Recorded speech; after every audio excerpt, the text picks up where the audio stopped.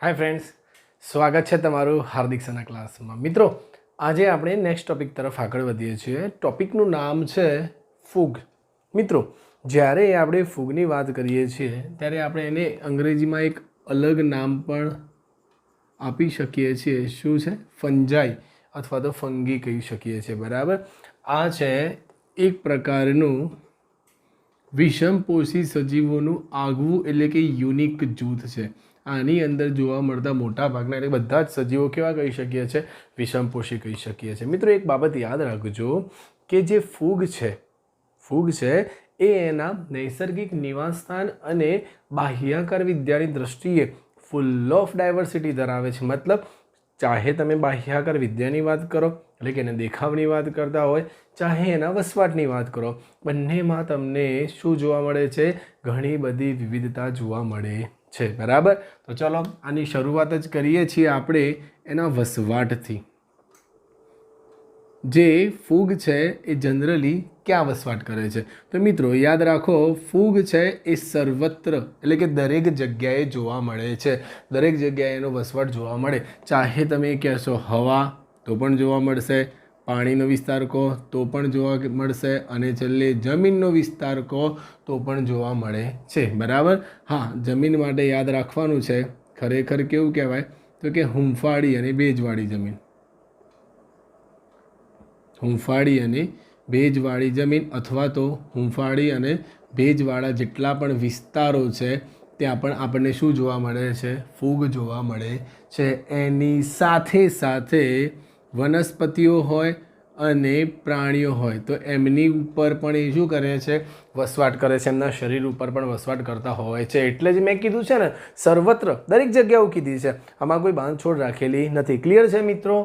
ક્યાં કીધું છે? સર્વત્ર જોવા મળશે એટલે કે હવા છે, પાણી છે, જમીન દરેક જગ્યાએ જોવા મળે છે। એમાં સ્પેસિસિટી મેં તમને આપી છે કે હુંફાળી ભેજવાળી જમીન અથવા તો હુંફાળા ભેજવાળા વિસ્તારોમાં પણ જોવા મળે છે, અને સાથે સાથે વનસ્પતિઓ અને પ્રાણીઓ ઉપર પણ એ વસવાટ કરતા હોય છે। તો ચલો, આ એક સામાન્ય બાબત થઈ છે એના વસવાટની। ચલો મિત્રો, આ વસવાટથી આપણે થોડા આગળ વધીએ છીએ આ ફૂગ જેવા સજીવોની પોષણ પદ્ધતિ પર। બરાબર, ખરેખર મિત્રો જે આ ફૂગ છે ને એના માટે એક સિમ્પલી શબ્દ કહી શકો છો। શું? તો કે હરિતદ્રવ્ય ન ધરાવતા હોય એવા વનસ્પતિ કોષ। હરિતદ્રવ્ય ન ધરાવતા હોય એવા વનસ્પતિ કોષને પણ આપણે શું કહી શકીએ છીએ?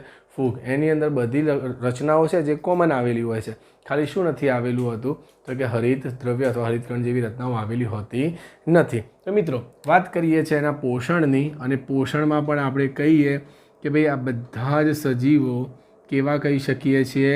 વિષમપોષી। તો ચલો મિત્રો, આ વિષમપોષી સજીવો છે એને આગળ આપણે બીજા 3 ભાગમાં ડિવાઈડ કરી શકીએ છીએ। બરાબર, ચલો, વિષમપોષીમાં પહેલો જે પ્રકાર છે ફૂગનો, એને આપણે કહી શકીએ છીએ મૃતોપજીવી ફૂગ કહેવાય। કેવી કહી શકો છો મિત્રો? મૃતોપજીવી ફૂગ। બીજા નંબરમાં બોલી શકીએ છીએ પરોપજીવી ફૂગ। શું કહેવાય? પરોપજીવી ફૂગ। અને છેલ્લામાં આપણે કહી શકીએ છીએ સહજીવી ફૂગ। ક્લિયર છે મિત્રો? મૃતોપજીવી, પરોપજીવી, સહજીવી। ચલો, પહેલું એ છે કે મૃતોપજીવી ફૂગ એટલે શું? તો એવી ફૂગ જે મૃત ઘટકોમાંથી અથવા તો મૃત આધારકમાંથી શું કરે છે?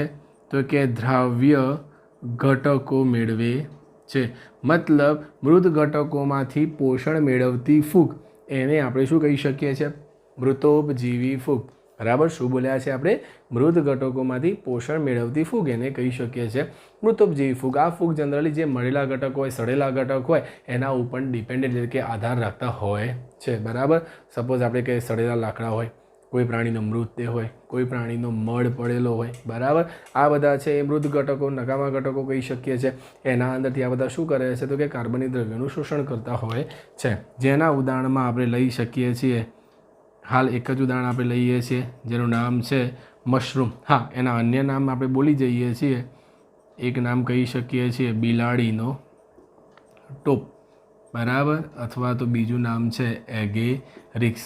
તમે કંઈક આવી રચના જોયેલી છે, બરાબર, જેને આપણે શું કહી શકીએ છીએ, બિલાડીનો ટોપ. આ આખો છત્રકવાળો વિસ્તાર છે, એટલે કે ફળકાય હોય છે, જેની અંદર ભવિષ્યમાં બીજાણુઓનું નિર્માણ થતું હોય છે. તો મિત્રો અહીંયા બીજા નંબરમાં આપણે આપીએ છીએ પરોપજીવી ફૂગ. આટલું ક્લિયર છે? ચલો, પરોપજીવી ફૂગ એટલે યાદ રાખવાનું છે, પોષણ માટે અન્ય સજીવો પર આધાર રાખે છે. બરાબર, પોષણ માટે અન્ય સજીવો પર આધાર રાખે એટલે વનસ્પતિ ઉપર આધાર રાખશે અને સાથે સાથે કહેવું હોય તો પ્રાણીઓ ઉપર પણ આધાર રાખે છે. એને આપણે શું કહી શકીએ છીએ? પરોપજીવી ફૂગ. બરાબર, ચોક્કસ પ્રકારના જે જીવંત સજીવ હોય એ જીવંત સજીવ ઉપર જ આધાર રાખશે. અહીંયા કેવા ઘટકો કીધા છે? મૃત. પોષણ માટે અન્ય પણ કેવા સજીવો યાદ રાખવાના છે આપણે? જીવંત સજીવો પર આધાર રાખતા હોય છે. બસ ફરક એટલો છે. આની અંદર જો આપણે ઉદાહરણ આપવા માગતા હોય મિત્રો, તો એક ઉદાહરણ છે પક્સિનિયા અને બીજું ઉદાહરણ છે આલ્બ્યુકો. એક ઉદાહરણ છે પક્સિનિયા અને બીજું શું કહેવાય છે? આલ્બ્યુકો કહી શકાય. મિત્રો હા, અહીંયા જે અલગ અલગ ફૂગ તમને ઉદાહરણ આપું છું એના ચોક્કસ ફાયદા અને ચોક્કસ નુકસાન પણ છે. પણ જેવો આ ટૉપિક પૂરો થાય, મતલબ ફૂગવાળો આખો ટૉપિક પૂરો કરીએ, એના વર્ગો પૂરા કરીએ એટલે છેલ્લે આપણે એના શું કરશું? મહત્ત્વ એટલે કે ફાયદા અને ગેરફાયદા સાથે વર્ણન કરી દઈશું. એના કારણે શું થશે? આપણને ઇઝી યાદ રહેશે. તો ક્લિયર? પરોપજીવી ફૂગ શું છે? તો કે વનસ્પતિ અને પ્રાણીઓ જેવા જીવંત ઘટકો ઉપર શું કરે છે? આધાર રાખતા હોય છે. શાના માટે? પોષણ માટે આધાર રાખતા હોય. જેના માટે બે ઉદાહરણ લીધા છે, પક્સિનિયા અને બીજું શું કીધું છે? આલ્બ્યુકો. અહીંયા જે સહજીવી ફૂગ છે, બરાબર, સહજીવન, બરાબર, દરેકના મતલબ થાય મિત્રો. પરોપજીવી, પરોપ વત્તા જીવન, પરોપ એટલે બીજું, બીજાના ઉપર જીવન એટલે કે આધારિત રહેતા હશે.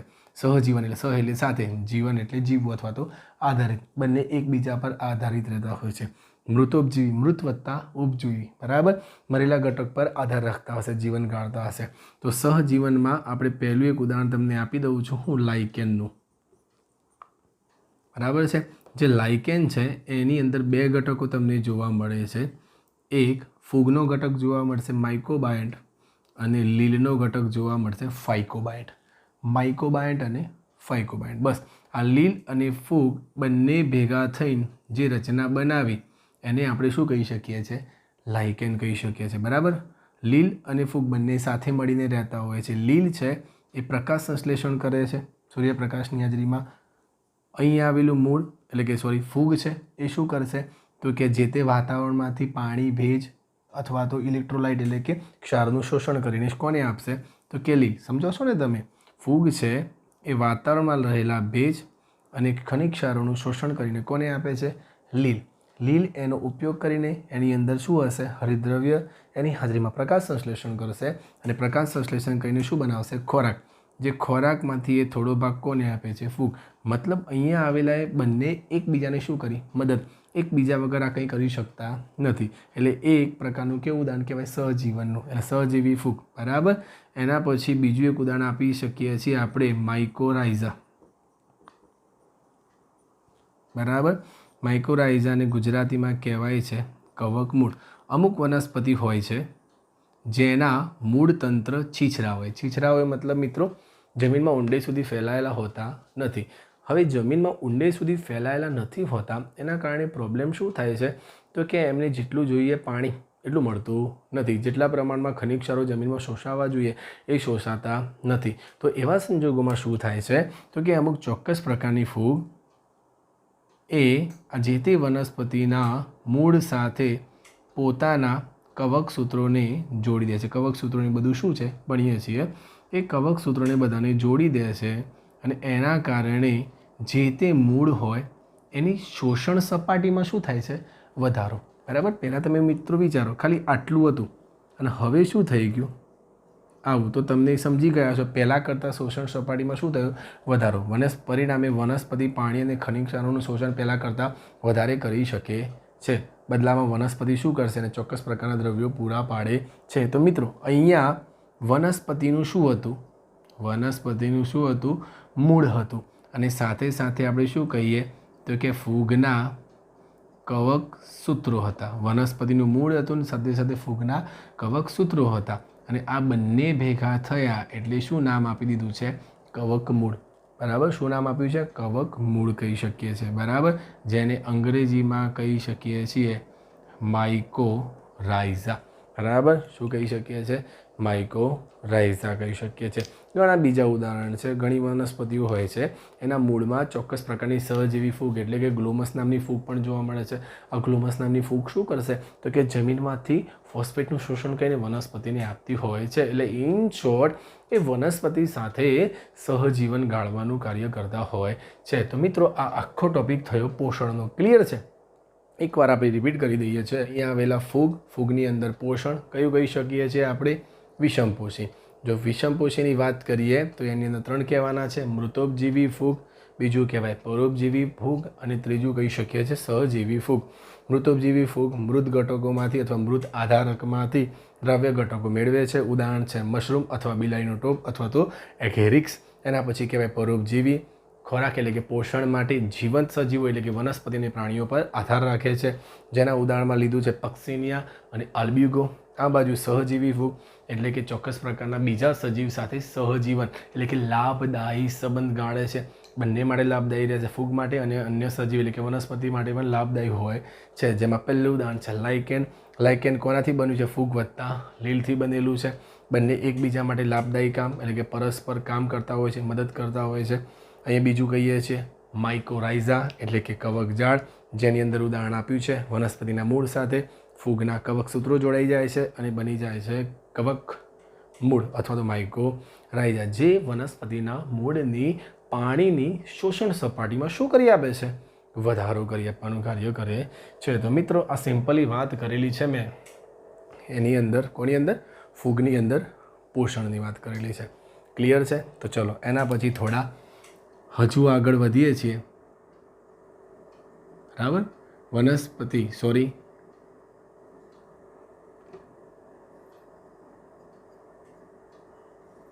ફૂગની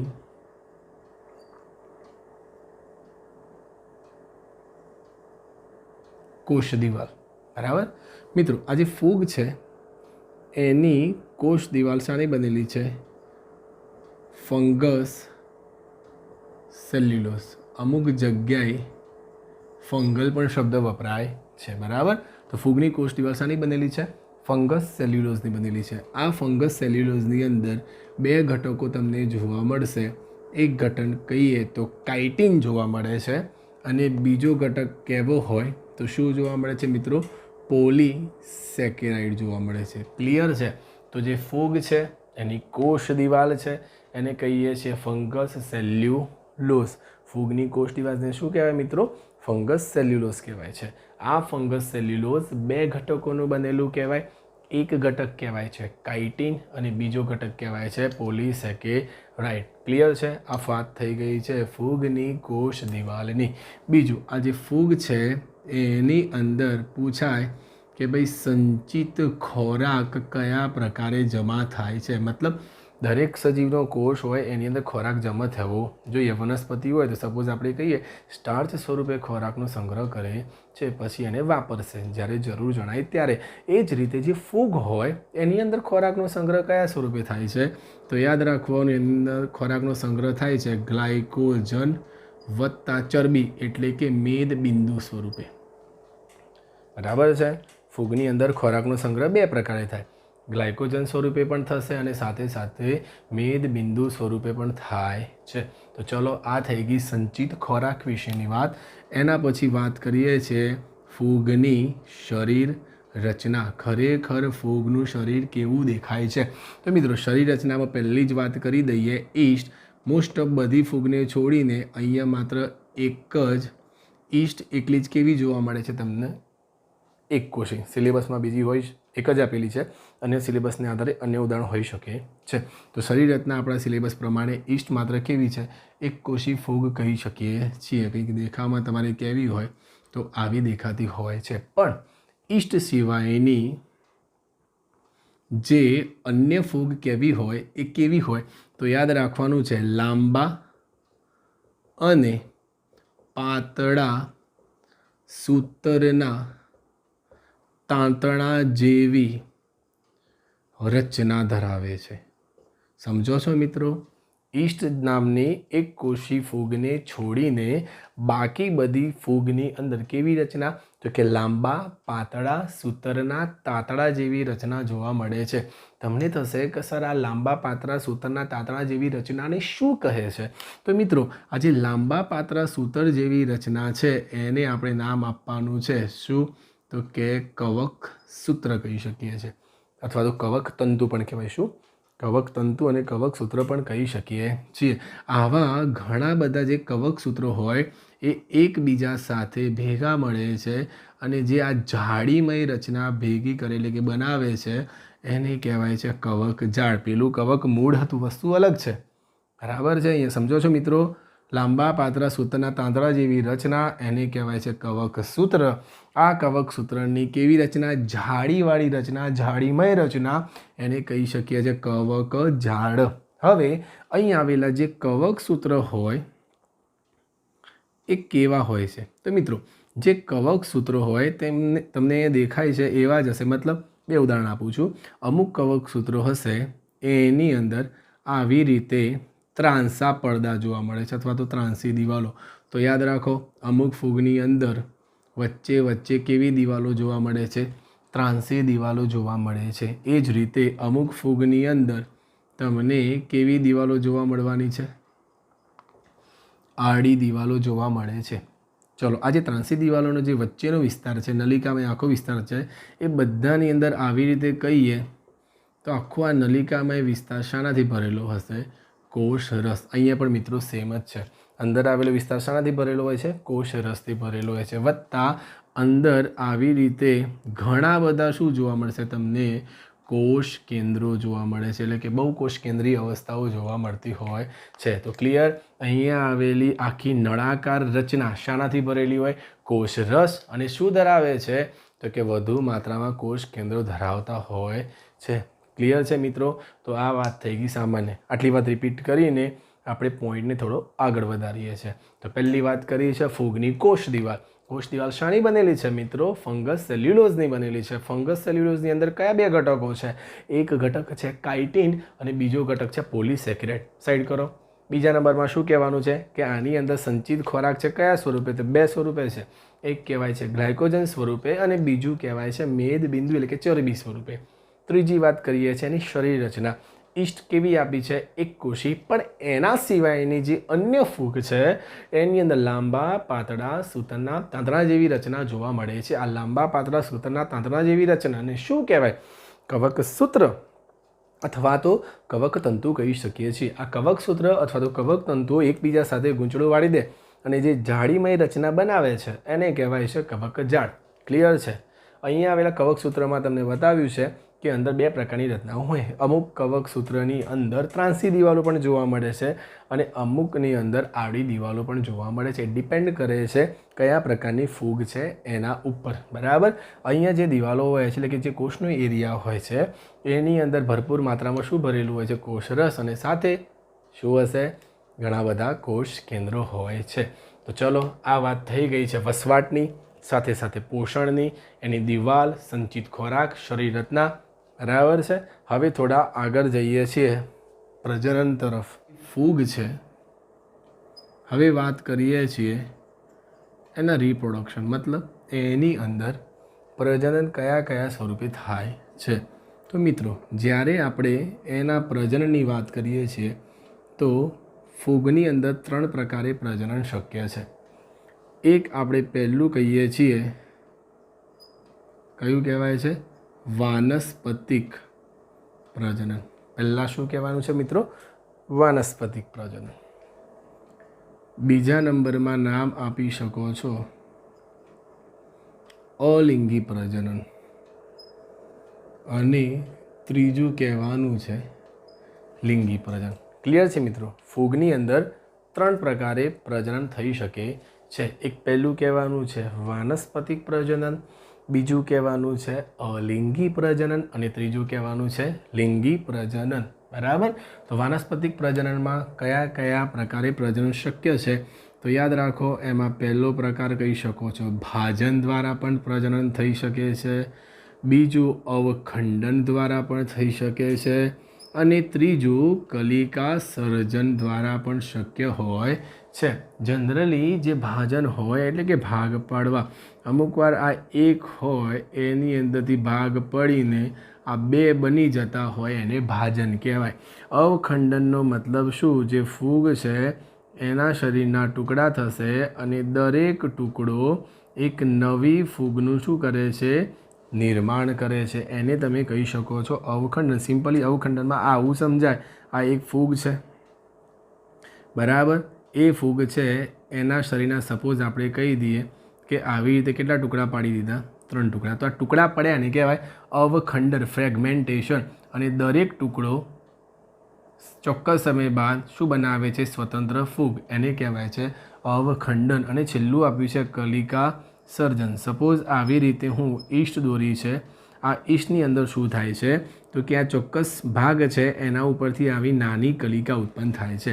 આ કલિકા ધીમે ધીમે વિકાસ પામે છે અને એક સમય આવશે તો મુખ્ય ફૂગથી છૂટી પડી જાય છે. તો આ જે બની એને કહેવાય કલિકા સર્જન. અને કલિકા સર્જનમાંથી શું બનશે? નવી ફૂગ. તો ક્લિયર છે? વાનસ્પતિક પ્રજનન એક પણ પ્રકાર સમજાવવાનું નથી, સિમ્પલી આટલું લખી દેવાનું છે. આ માત્ર તમારી ઇન્ફોર્મેશન માટે છે. એના પછી તમને આપ્યું છે અલિંગી પ્રજનન. તો એની અંદર યાદ રાખવાનું છે કયા બીજાણુ હોઈ શકે છે? કણી બીજાણુ અથવા તો ચલ બીજાણુ પ્રકારે, બરાબર. કણી બીજાણુ અથવા તો ચલ બીજાણુ, એટલે એવા બીજાણુ ઉત્પન્ન થાય છે જે ચલિત હોય છે, એક જગ્યાએથી અન્ય જગ્યાએ પહોંચી શકતા હોય છે. તો એ છે અલિંગી પ્રજનન સ્વરૂપે. જ્યારે લિંગી પ્રજનનની અંદર શું જોવા મળે છે? તો લિંગી પ્રજનનની અંદર જે ફૂગ હોય એની અંદર તમને શું જોવા મળે છે? ફળકાય. અને આ ફળકાયની અંદર આપણે જોઈએ તો શું જોવા મળશે? બીજાણુઓ, બરાબર. આ બીજાણુઓ જેમ જેમ ફૂગ બદલાય એમ અલગ અલગ પ્રકારના હોય છે. અમુક વાર એનું નામ આપી શકીએ છીએ અંડ બીજાણુઓ. એના બાદ બીજું કહી શકીએ છીએ ધાની બીજાણુ. અને અન્ય નામ આપી શકીએ છીએ પ્રકણી બીજાણુ, બરાબર. શું કહી શકો? લિંગી પ્રજનન માટે ફળકાય હોય. ફળકાયમાં શું પ્રોડ્યુસ થતા હોય? ઘણી બધી માત્રામાં બીજાણુઓ પ્રોડ્યુસ થતા હોય. અને આ બીજાણુ કેટલા પ્રકારના હોય? 3 પ્રકારના: અંડ બીજાણુ, ધાની બીજાણુ અને પ્રકણી બીજાણુ. તો મિત્રો આ થઈ ગયું પ્રજનનની વાત. સમજો છો? કેટલા થઈ ગયા પ્રજનન? 3. વાનસ્પતિક, અલિંગી અને લિંગી પ્રજનન. વાનસ્પતિક પ્રજનનમાં ભાજન, અવખંડન અને કલિકા સર્જન. અલિંગી પ્રજનનમાં શું ઉત્પન્ન થાય છે? કણી અથવા તો ચલિત બીજાણુ, એવા બીજાણુ જે એક જગ્યાએ બીજી જગ્યાએ પ્રચલન કરી શકતા હશે. લિંગી પ્રજનનમાં ફૂગ હોય, ફૂગમાં ઉપર ઉત્પન્ન થાય ફળકાય એટલે કે ફ્રૂટિંગ બોડી. એની અંદર બીજાણુ ઉત્પન્ન થશે અર્ધીકરણની પ્રક્રિયા દ્વારા. એ બીજાણુ 3 પ્રકારના હોય: અંડ બીજાણુ, ધાની બીજાણુ અને પ્રકણી બીજાણુ, બરાબર છે. તો આ થઈ ગયું છે ફૂગ. હવે આપણે એ સમજવાનું છે કે જે આ લિંગી પ્રજનનની પ્રક્રિયા થાય છે એ કયા તબક્કામાં થાય છે, બરાબર. તો લિંગી પ્રજનન, અને એમાં પણ હું વાત કરું છું એના તબક્કા, બરાબર. તો લિંગી પ્રજનનની અંદર પહેલો તબક્કો છે જીવરસનું સંયુગ્મન. પહેલો તબક્કો કયો કહેવાય મિત્રો? જીવરસનું સંયુગ્મન. ક્લિયર. બીજા નંબરમાં કહેવાય કોષ કેન્દ્રનું સંયુગ્મન. પહેલું છે જીવરસનું સંયુગ્મન, બીજું છે કોષ કેન્દ્રનું સંયુગ્મન, અને ત્રીજા નંબરમાં બોલી શકીએ છીએ અર્ધીકરણ. ક્લિયર છે મિત્રો? પહેલું જીવરસ સંયુગ્મન, બીજું કોષ કેન્દ્ર સંયુગ્મન, અને ત્રીજું કહેવાય અર્ધીકરણ, બરાબર. જોજો, સપોઝ 2 બીજાણુ છે, ધ્યાન રાખજો. આ એક બીજાણુ લીધો અને આ બીજા નંબરનું બીજાણુ લીધો છે. જીવરસના સંયુગ્મનમાં શું થાય છે? તો સૌ પ્રથમ 2 બીજાણુઓ એકબીજાની નજીક આવે છે લિંગી પ્રજનન માટે. ક્લિયર છે? નજીક આવ્યા બાદ એમની જે દિવાલો છે એ આવી રીતે ફ્યુઝ થઈ જાય છે, બરાબર. એટલે તમે જોઈ શકો તો કોષ એક છે પણ એની અંદર કોષ કેન્દ્રો 2 થઈ ગયા, મતલબ એનું જીવરસ છે એકબીજામાં મિક્સ થઈ ગયું. આને કહેવાય જીવરસનું સંયુગ્મન. બરાબર, જીવરસ ભેગો થઈ ગયો. ઉતરે છે મિત્રો? જીવરસ સંયુગ્મન એટલે કંઈક આવી પ્રક્રિયા થઈ ગઈ. બે કોષ હતા, જોડાઈ ગયા. જોજો, કોષ જોડાયા છે, જીવરસ ભેગો થયો છે, કોષ કેન્દ્રો જોડાયા નથી. ક્લિયર છે? જીવરસ સંયુગ્મન. બીજા સ્ટેપમાં શું થાય છે? તો આવી રીતે હું અહીંયાથી આ કોષ લીધો છે, કંઈક પરિસ્થિતિ આવી છે. હવે અહીં આવેલા જે કોષ કેન્દ્રો છે એનું જોડાણ થાય છે. સંયુગ્મન એટલે એમનું પણ જોડાણ થાય છે. કોષ કેન્દ્રો જોડાઈ ગયા. બે કોષ કેન્દ્રો જોડાયા એટલે આ બે જન્યુઓ જોડાયા, એના કોષ કેન્દ્રો જોડાયા એટલે ખરેખર અહીંયા તમે બોલો તો શું બન્યો હશે? યુગ્મન જ. અથવા તો આપણે કહીએ તો શાનું નિર્માણ થઈ ગયું છે? ફલિતાંડનું નિર્માણ. સમજો છો મિત્રો? શાનું નિર્માણ થઈ ગયું છે? ફલિતાંડનું નિર્માણ થઈ ગયું છે. હવે શું થાય છે? વનસ્પતિ હશે એની અંદર ચોક્કસ રીતે આવું શું બની જાય છે? Fruiting body, ફળકાય. ફળકાય બનશે, ત્યારબાદ એની અંદર આવેલો જે ફલિતાંડ છે, યુગ્મન જ છે, એનું વારંવાર શું થાય છે? અર્ધીકરણ. મિત્રો એક બાબત યાદ રાખજો કે અહીંયા જે બીજાણુ હતો એ એન એટલે કે એકકીય હતો. આ પણ કેવો હતો? એકકીય હતો. પરિણામે અહીંયા જે ફલિતાંડ બન્યું 1+1 મતલબ n+n શું થાય મિત્રો? 2n. એકકીય વત્તા એકકીય શું થાય? દ્વિકીય. મતલબ અહીંયા બનતો ફલિતાંડ કેવો હતો? દ્વિકીય. મિત્રો અર્ધીકરણ થાય, યાદ રાખજો. સમવિભાજન થાય એટલે ઉપર જે હોય એવા ને એવા બે કોષ બને. 2n હોય તો 2n જ બને. જો એનું અર્ધીકરણ થાય તો અડધું થાય. મતલબ શું બનશે? n અને n. તો અહીં એવું જ થાય છે. અહીંયા શું થશે? જે ફલિતાંડ હોય એ અર્ધીકરણ પામીને ઘણા બધા શું બનાવી આપે છે આપણને? બીજાણુઓ. અને પછી તમને ખબર છે પ્રતિકૂળ અથવા તો વિપરીત પરિસ્થિતિ, ચોક્કસ પરિસ્થિતિ આવે તો અહીં આવેલા બીજાણુઓ મુક્ત થશે અને સેમ ટુ સેમ પરિસ્થિતિ પાછી કોપી વાગશે. ક્લિયર છે? તબક્કા આવડશે. જીવરસ સંયુગ્મન, n+n એટલે કે બે કોષોના કોષરસ અથવા જીવરસ જોડાઈ ગયા. ત્યારબાદ અંદર આવેલા કોષ કેન્દ્રો જોડાઈ ગયા એટલે બની ગયો ફલિતાંડ અથવા યુગ્મન જ, જેનું ફળકાયમાં શું થાય છે? અર્ધીકરણ. અને એકકીય શું બનાવે છે? બીજાણુઓ. કેવા બીજાણુઓ કીધા છે મિત્રો? એકકીય બીજાણુઓ બનાવ્યા છે. બરાબર.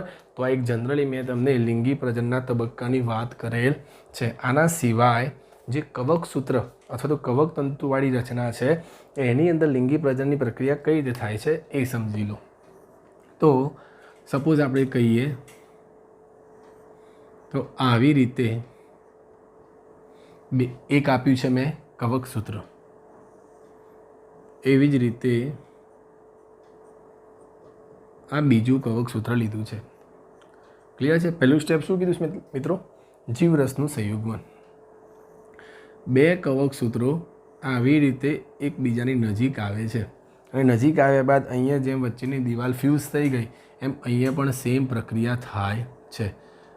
આપણે કીધું એ પ્રમાણે દરેકમાં કેટલા કેટલા કોષ કેન્દ્રો રાખ્યા હતા? 1-1.